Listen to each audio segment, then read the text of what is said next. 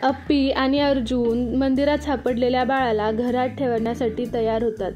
स्वप्नील आणि रुक्मिणी बसलेले असतात तेव्हा स्वप्नील आणि त्याची आई रुक्मिणी चर्चा करत असतात की आता घरात काय काय आणले पाहिजे. यावर रुक्मिणी त्याला बोलते की आता आपल्या पूर्ण घराला जाळ्या लावून घे आणि त्या बाळासाठी लागणारे कपडे, डायपर सगळं आणून ठेव.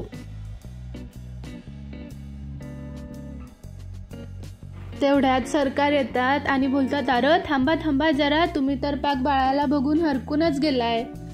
त्यावर रुपाली, रुक्मिणी आणि स्वप्नील बघून हसतात. तेवढ्यात मनी मावशी म्हणते, हरकू नको तर काय करू, हा मंदिरात भेटलेला प्रसादच म्हणायचा, त्यामुळं आपण या बाळाला चांगलं सांभाळू. मनी मावशी म्हणते, देवानीच नेलं आणि देवानीच दिलं म्हणायचं. त्यावर सरकार बोलतात, आपण हे तर बघू शकतो की हे बाळ नक्की कोणाचं आहे, याची तर चौकशी केलीच पाहिजे. त्यावर अर्जुन म्हणतो, बरोबर आहे सरकार तुमचं, माहिती तर काढलीच पाहिजे. तेवढ्यात अप्पी येऊन बसते, शांत असते. तेव्हा मनी मावशी बोलते, का गप्पे, काय एवढी शांत बसलीस, काय झालं? त्यावर अप्पी म्हणते, काही नाही झालं.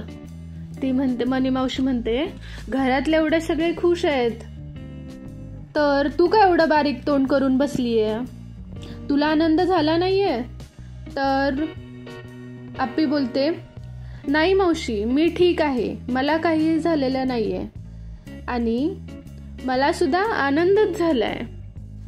तर मनी मावशी म्हणते, नक्की सांगते का, बघवत नाहीये? त्यावर अप्पी म्हणते, असं काही नाहीये.